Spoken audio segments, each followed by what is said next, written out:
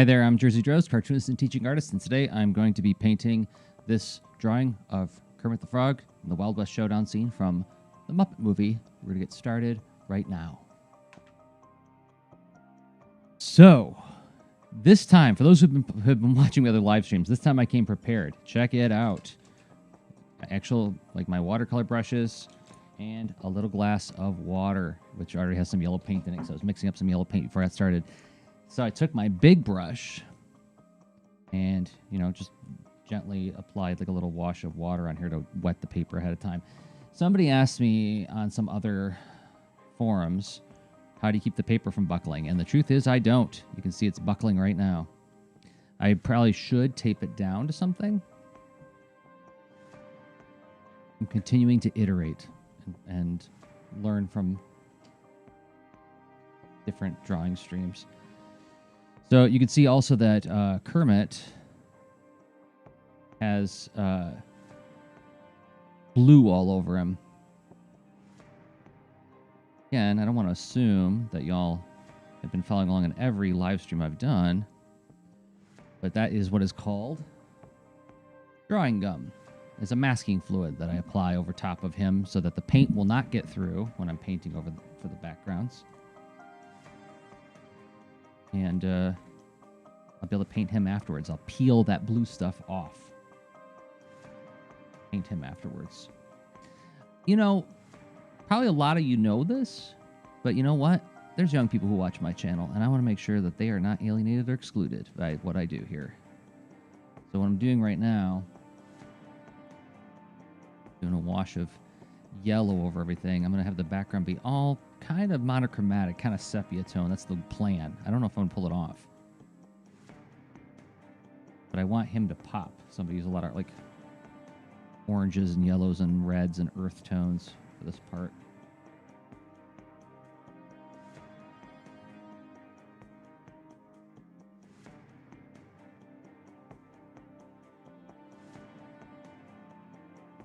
I'm using traditional brushes. Hey, Tom. Instead of using my plastic travel brushes. Just because this brush is like way wider for doing these washes in the background. I'll break up my smaller travel brushes when I paint Kermit.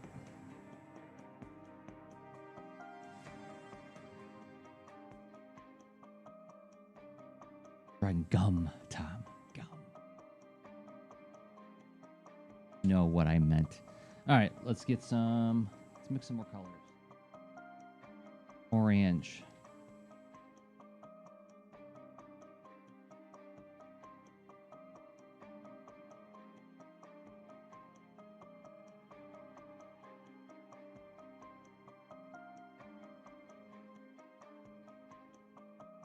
So my plans thus far is to sort of do like a gradient of yellow to orange to like a reddish color, like implying a sunset kind of thing. And then I'm going to go over the buildings and the ground and the dust being kicked up with a little bit of brown and purple to give it a little bit of definition, but let it still blend into the background.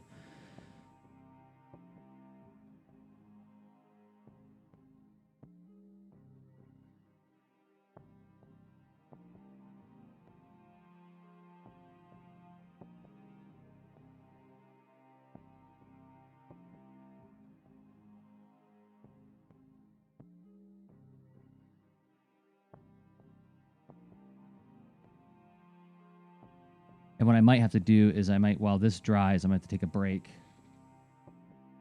and ink something else while I wait for this to dry.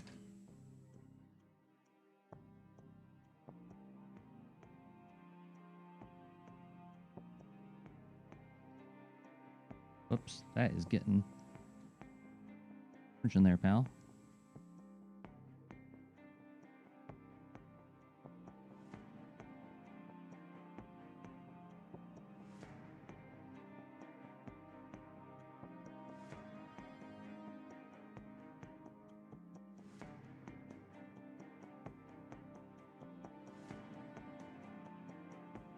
Yes.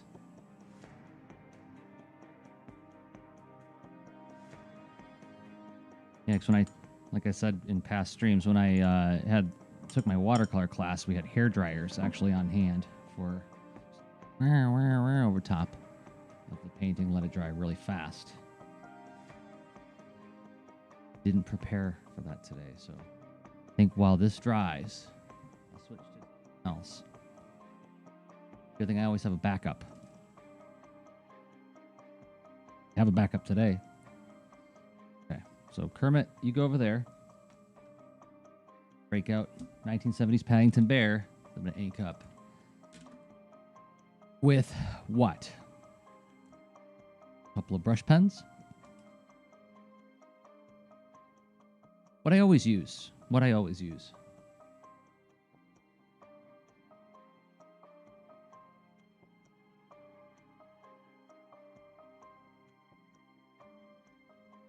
So,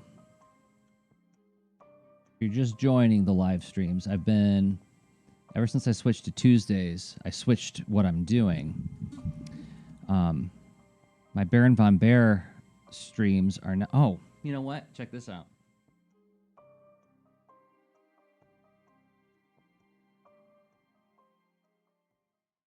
Oh my gosh, that makes such a difference.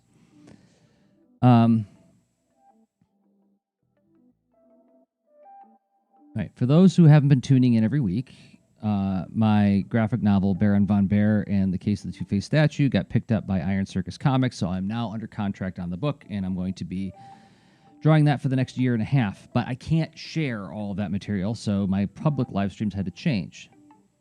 So keeping with the theme of what Baron Von Bear is about, I decided to do a series of famous characters who are cute and brave, because that is sort of the theme of Baron Von Bear. It's one of the themes anyway. And I would call Paddington Bear one of those cute, brave characters. Especially, my favorite is the 1970s stop-motion animated Paddington, which is what this drawing is based on.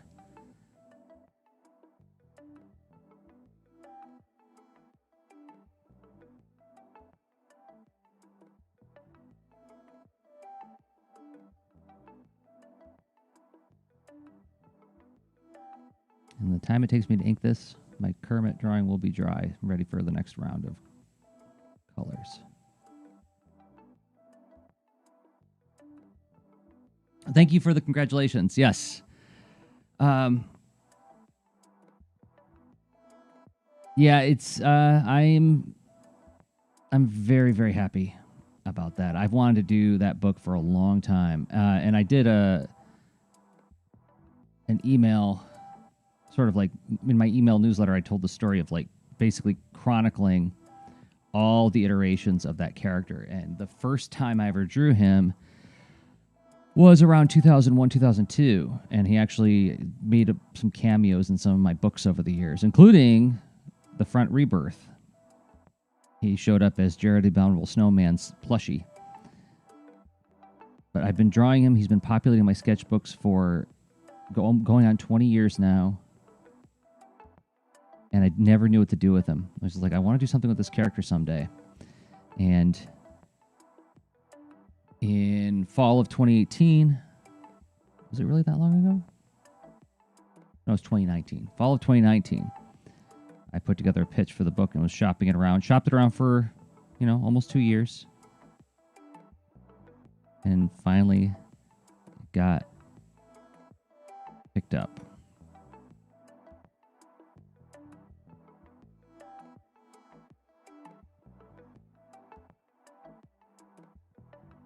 Yeah, the 1970s Paddington cartoons, which you can find a bunch of them on YouTube. And I actually got like a British DVD. That was the only way I was able to get it.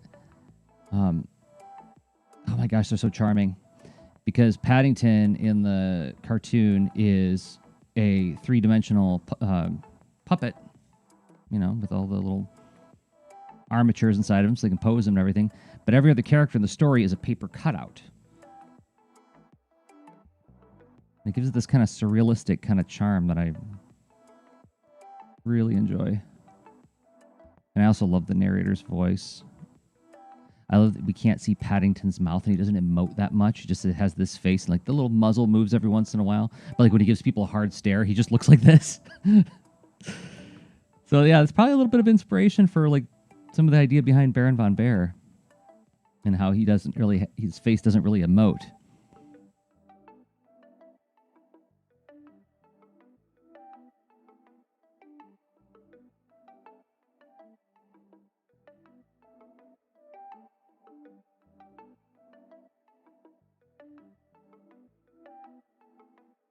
Did anything change? Oh, in those 20 years of iterating of Baron von Bear? Oh yeah, a lot changed. The original idea was, but Jamie, it was not thought through. Okay, this was me doodling on my sketchbook. He's gonna be called Barry Mason. It was basically gonna be like Perry Mason, but with a bear. Isn't it true? That kind of thing. And two problems. One, I don't know anything about the law. I mean, I could study it and everything, but I don't really have the interest to do. I mean, besides, like, I like watching Perry Mason shows, but I don't really care enough about the subject matter to study it and bone up on it. And also, I'm not even sure about, like, what am I trying to say by calling something Barry Mason? Who am I making it for then? Later on, I called him Dr. Bear, just as another placeholder name. And all I knew was that I wanted to do rip-roaring Indiana Jones style adventure storytelling, but with really cute characters. So Sylvanian families meets Indiana Jones was basically the idea, or calico critters, I guess is what they're called now. Yes, Mama Lion. Yes, you are. I don't know exactly the video you're talking about, but this is one of those things that I enjoy that kind of story a lot. The Lone Ranger is that kind of story. Zorro is that kind of story. Like, they are the principled hero who acts on the world, and the world changes as a result of it. They are not the transforming characters. They are just the agents of transformation. And Paddington is definitely one of those characters. And I love that about him. Hard to sell when you're trying to sell a graphic novel pitch, though. Because my pitch for Boulder and Fleet Adventures for Hire was basically that principle. Was like, they don't transform, the world transforms as a result of interacting with them. And the common advice I kept getting over and over again was like, well, readers really want stories where the heroes transform. I'm like, do they?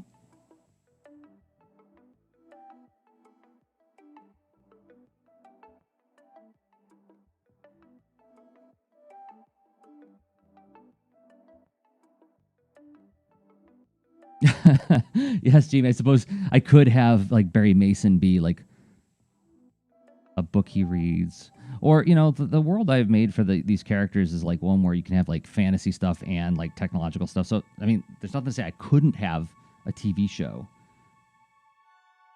Although Perry Mason was a book, Earl Stanley Gardner.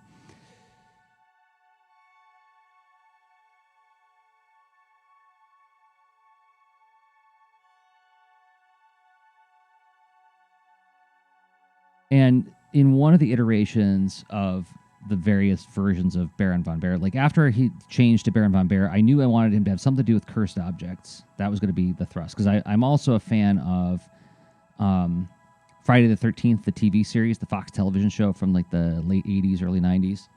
And the whole principle being that the heroes go out into the world and have to reclaim all these cursed things that were dispersed by some evil dude.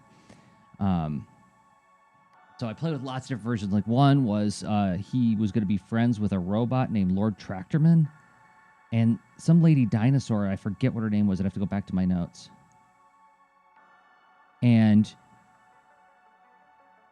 they were going to be. It was going to be revealed in the story that they were actually cursed objects at one point, or something like that. I forget all the. It's in a sketchbook someplace, and I just couldn't figure out where to go with it.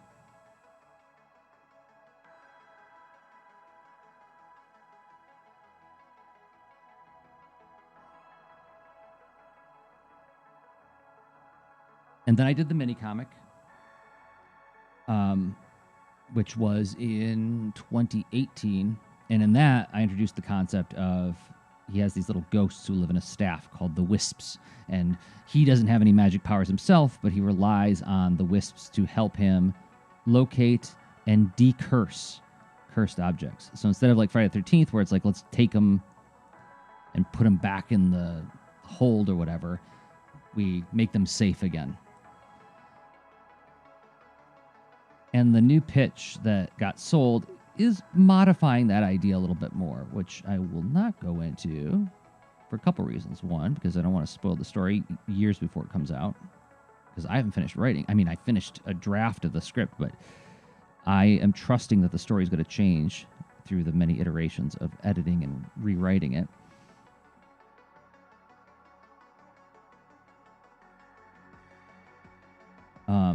But also, you know, don't want to spoil the story ahead of time. So yeah, it's a modified version of that. I made some alterations to like make it a little bit more narratively and thematically interesting. I don't know what the warehouse is, Tom, but I'm betting it's probably the story that inspired the Friday the 13th TV series. It sounds like something that would be akin to what I was describing. Okay. Paddington is inked.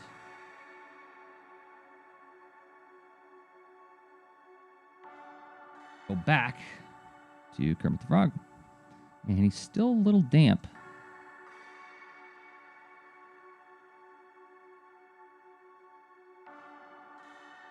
But not so damp that I can't put in my details now. Back out.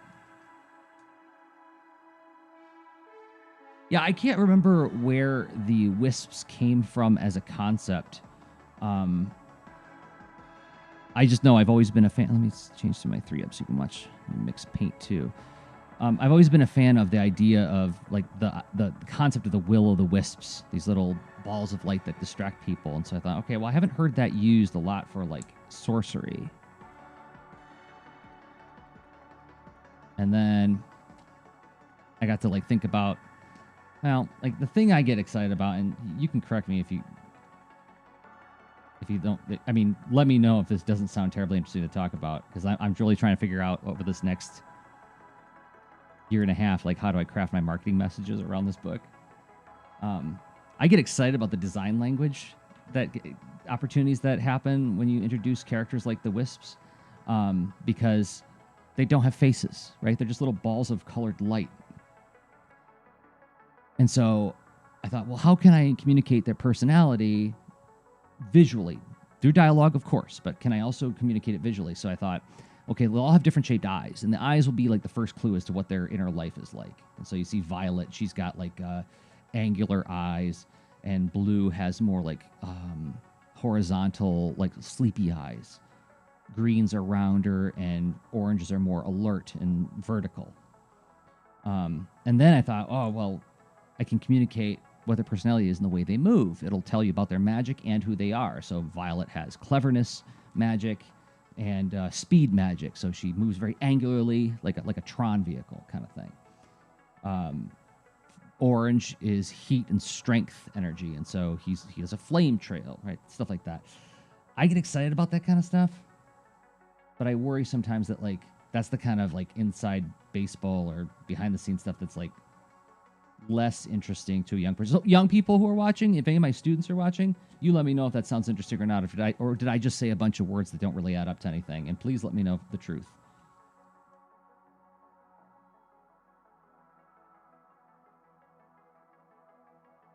How long does it usually take to get a story from signing? Actually came on Fox years later, early 2000s, to market.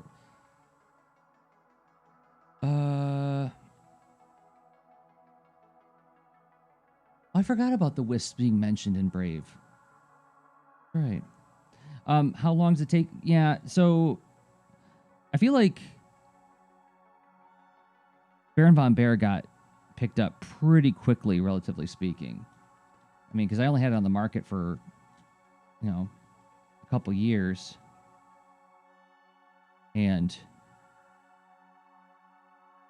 I'm already under contract on it, and it's going to come out in 2023. So I have 18 months to draw the book, to write and draw the book. I'm in the middle of scripting it right now. All right. So I haven't got enough color mixed. I'm going to mix a little bit more. Get some water.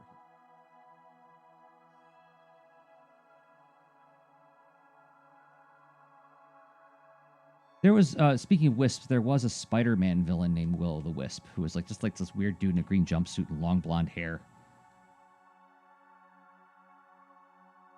I remember as a teenager not thinking very much of him.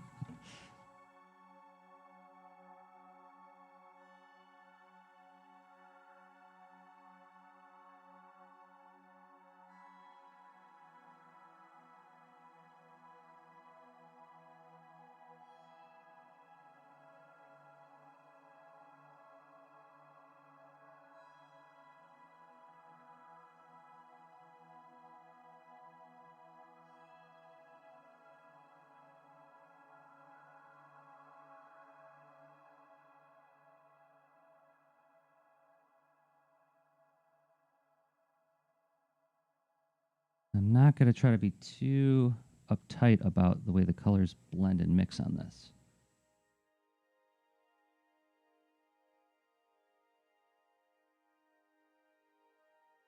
I want this to remain kind of a little bit abstract, a little bit pushed into the background.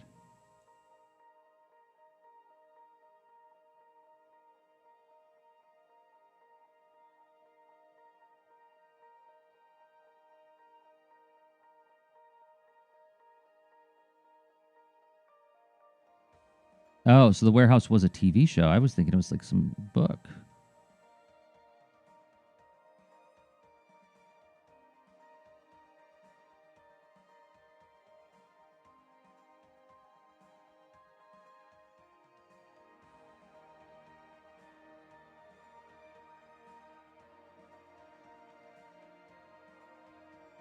Yeah, that's good.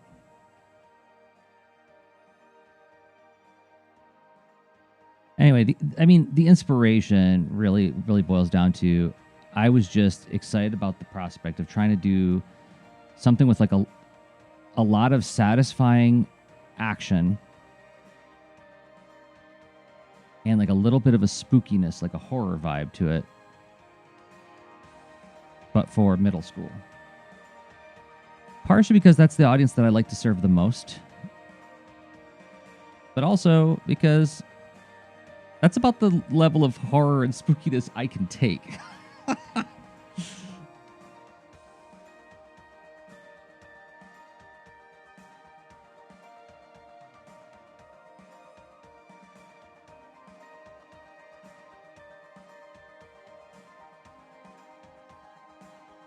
Oh, I agree with you, Jamie, that I think it's important to the story that they have those features. I just like worry that like I'm continually concerned about talking my audience out of reading it by focusing on technical aspects, right?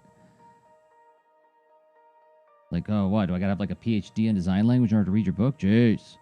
Right? That's what I get concerned about. So my instinct right now is that I should be really focusing on the stories that inspire the comic more so than the technical aspects. But I don't know because I got into an argument with some other people about this. They're like, no, I found that stuff fascinating. So I'll have to keep playing with how I talk about it. But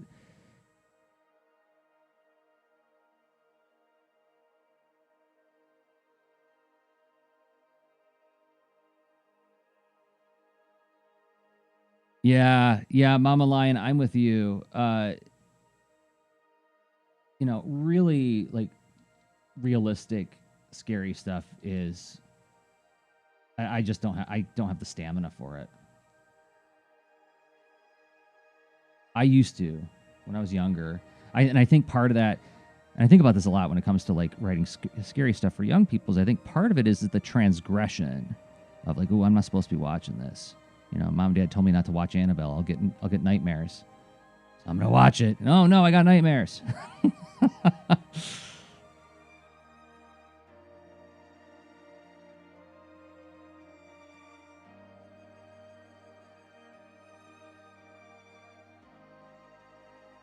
There. I think that turned out okay, right? Look too bad.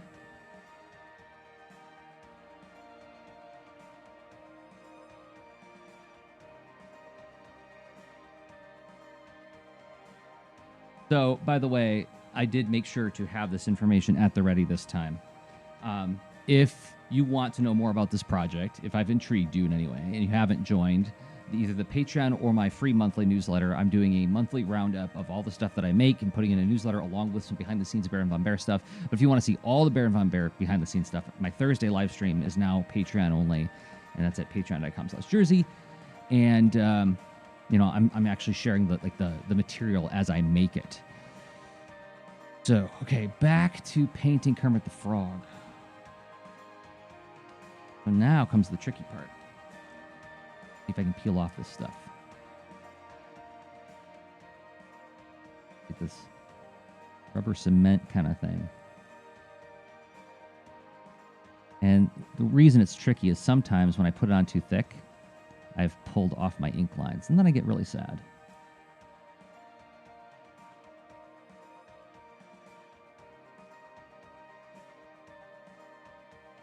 I almost feel like this is not an interesting part of the process to watch somebody peel up stuff like this. I feel like this is where I should have a pre-recorded commercial to go to.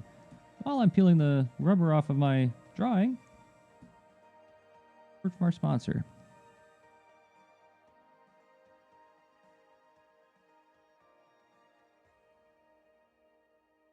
Joseph, I think you have found a way to compartmentalize the two audiences that way. Yes, in a general sense, I think you're right. Because even on this live stream, people have asked me about world building. Like, what world building have you done for your book? And I'm like, I haven't been doing much world building. I've been doing a lot of intuition and sort of suggesting world building to my future self.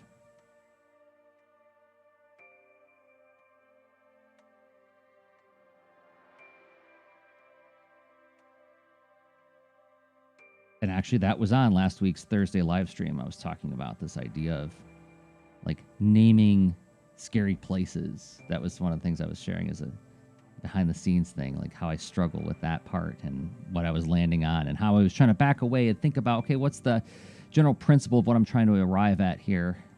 Maybe that will reveal some of my choices.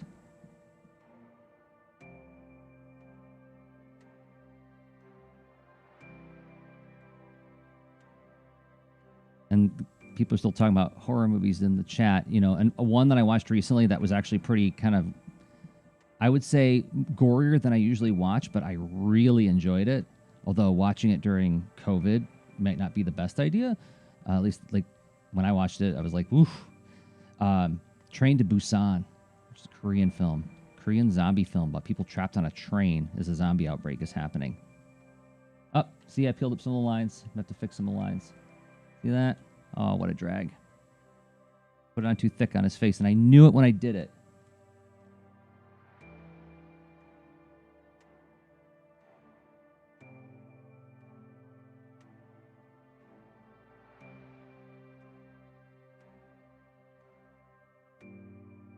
Dry a little bit while I mix up some greens.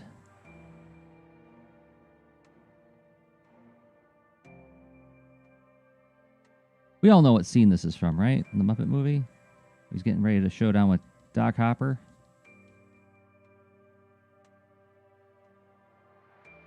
Hopper says, I got lots of friends.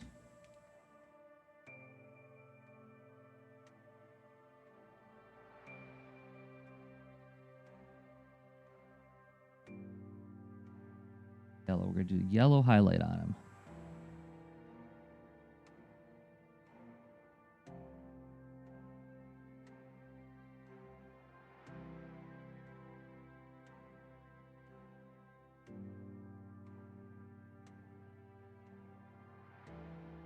There's a sequel to Train to Busan? You kidding me? Where do you go after that?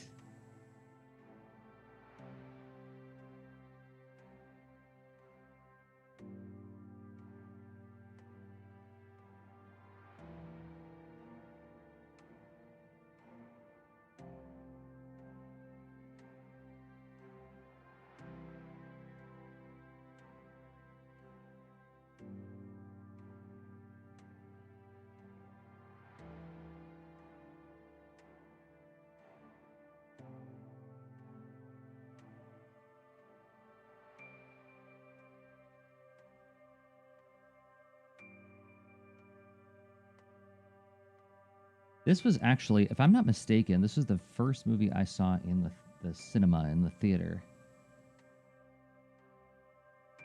And I know it came out pretty early. I mean, I was like a really little kid when it came out. I think I saw it in, like, it was like a re-release in some theaters. I remember my parents going to take me to go see it. And I remember the part where Animal grows super big and grows out of the back of, what was I? I was like all of like maybe 4.5, 5 years old. And Animal pops out of the back of that Wild West building and he's all gigantic and he scares off the bad guys. I remember that scared me so bad.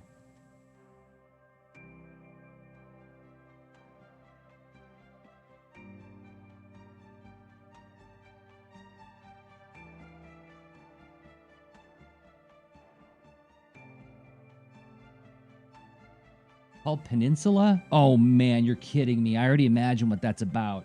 Peninsula is a body of land surrounded by water on 3 sides, meaning only one way in, one way out. So it's the same kind of concept as being trapped on a train, right? Oh my gosh. That's so good.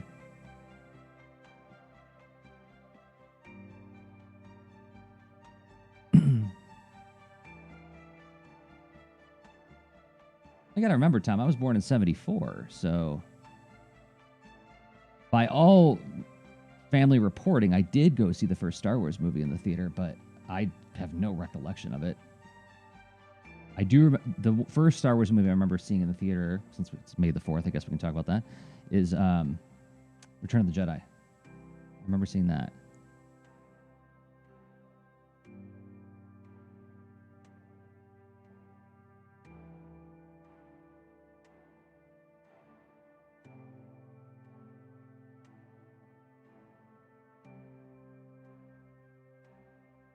And what I remember about that, and I know I've told this story elsewhere, is that I was only, let's see, it was 83, so I was like 9 years old, 10 years old, somewhere in the neighborhood.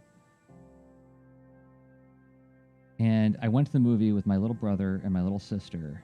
So let's see, my little brother would have been 7, and my sister would have been 5. And what's amazing to me is that like we got dropped off at the theater, and it's like, here you go, we're at the movies, bye, see you in a couple hours. And there was like literally a line around the block in this little tiny town where I lived. And I remember the first time you see Lando in Return of the Jedi, when he pulls his mask down and everything, I was in the theater and like everybody roared with, screaming and applause and cheering. And I remember I'm 9, right? And I'm like, can you do that? Can you yell in the theater? That's weird. I thought we were supposed to be quiet. But like there was an energy in that room. People were very excited about that movie.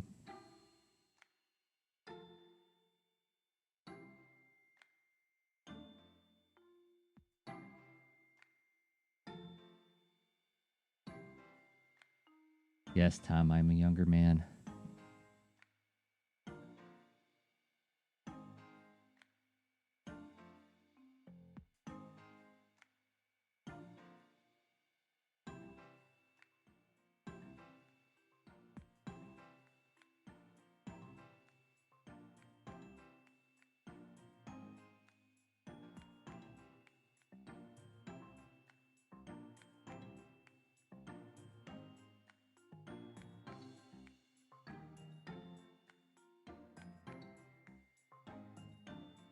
All right, let's do some purple and brown now, so I can do the shading. I already have it right here.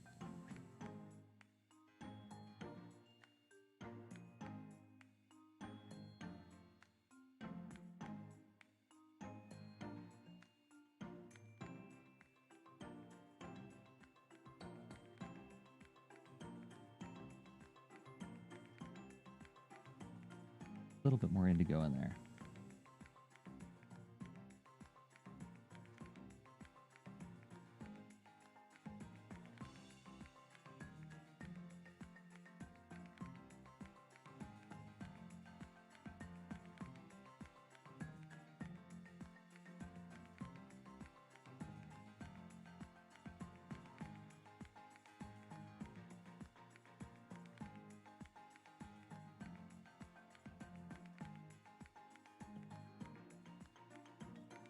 All right.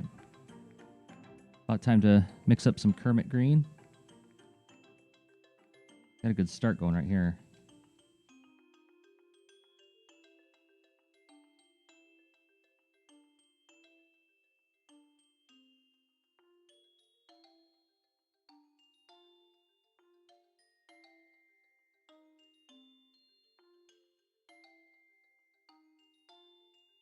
So I was worried this was going to happen, but what did happen indeed is I put on too much of that masking fluid, or that,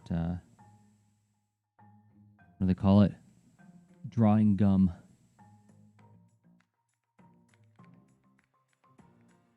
So the paper's like a little bit, got a funny texture to it.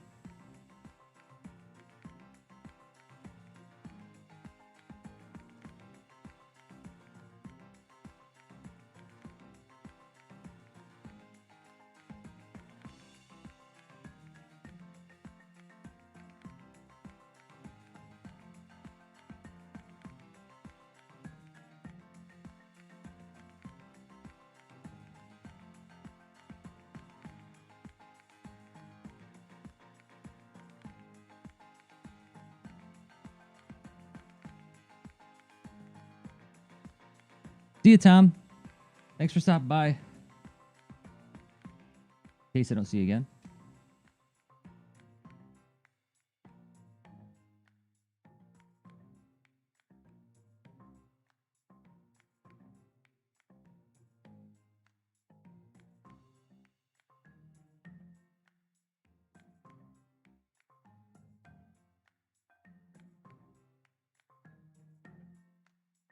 Yeah, so there's like a little bit of business going on right here. That paper got ripped.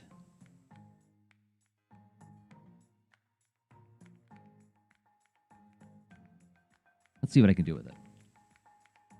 Yeah, I guess it does kind of simulate Kermit's fuzziness, doesn't it?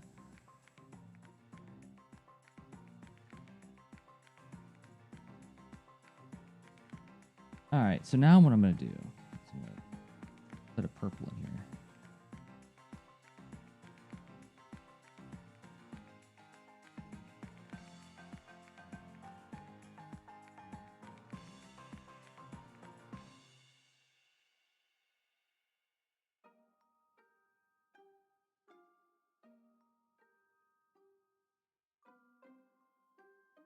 I need to wait for this to try a little bit more.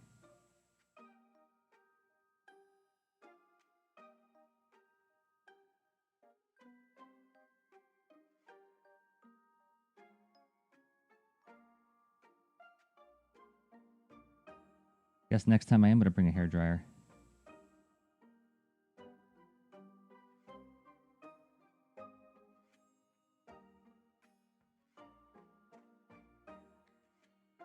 That is my experience as well, Chris, with masking fluid. I feel like the sea spray drawing I did a couple weeks ago, like it turned out just right, and I think it's because I did it with a really light coat. Because I was working with larger areas, I put it on a little thick. And you roll the dice, you pay the price.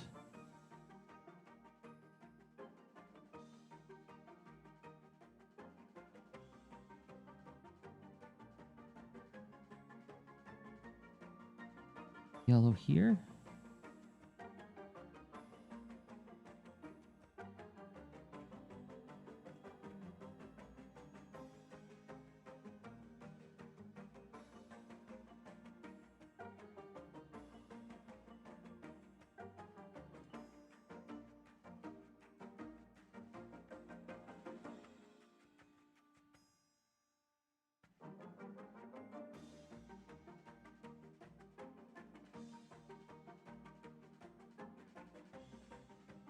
I got to put some little bit of dark purple here.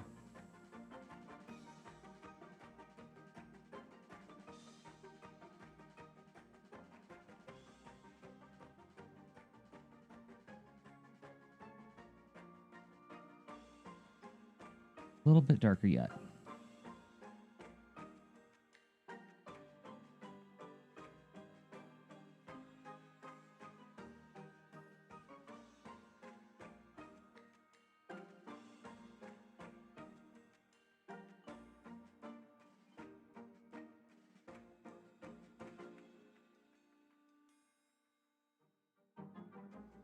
Yeah, I can see that little bit on his face is kind of where that paper got ripped is like a little bit of a problem there. I don't know what I'm going to do about that. Any watercolor artists here in the chat want to give me any tips? I will gratefully receive them.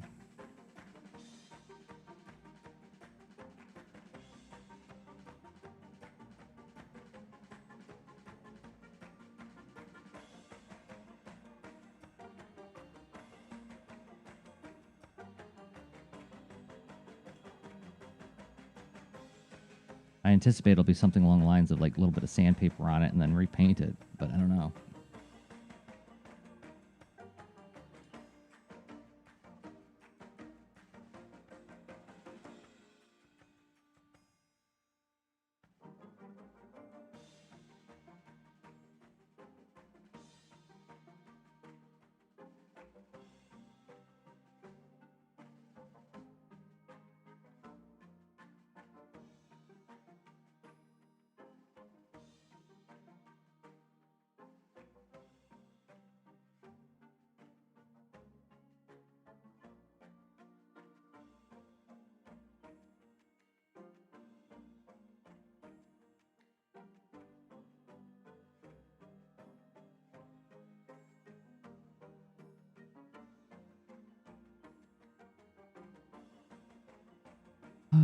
Is there anything left to do on this one besides try to repair that mess that happened over here?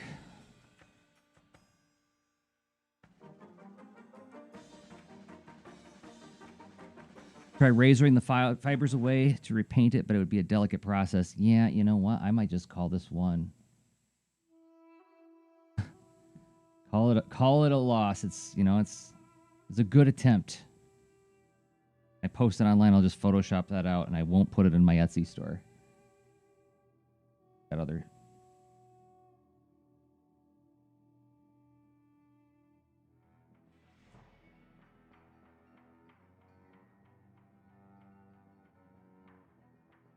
The rest of the painting turned out pretty good, though.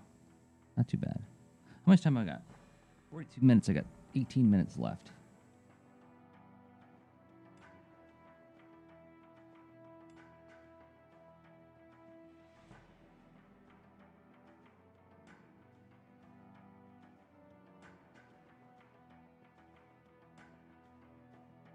I think I'm going to put in a little bit more contrast on those boots, and then I'll call it finished.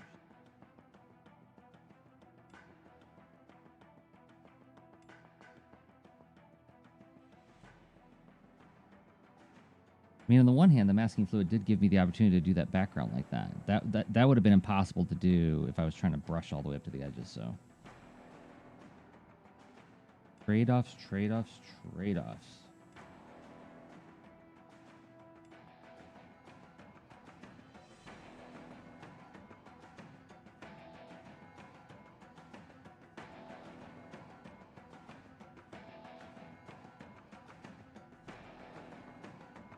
Authentic battle damage. Well, thank you for showing up, Mama Lion. Thanks to everybody for hanging out with me when I do these things. Nice to be able to make some art for myself and have other people join in on the fun when I'm doing it. So,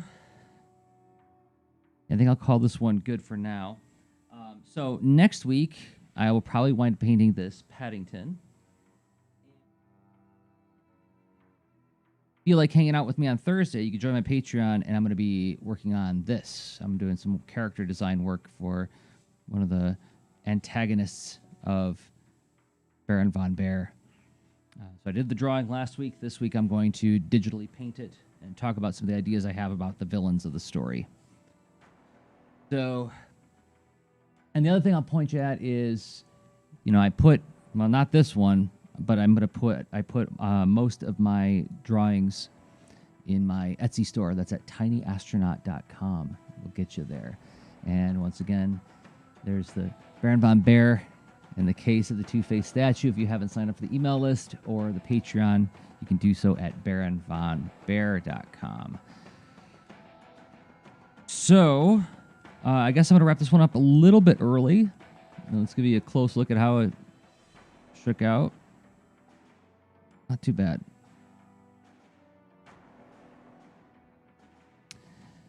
So thanks again, everybody. And I'll be back next Tuesday at 1:30 p.m. Eastern Time, 10:30 a.m. Central Time, 9:30 a.m. Pacific Time.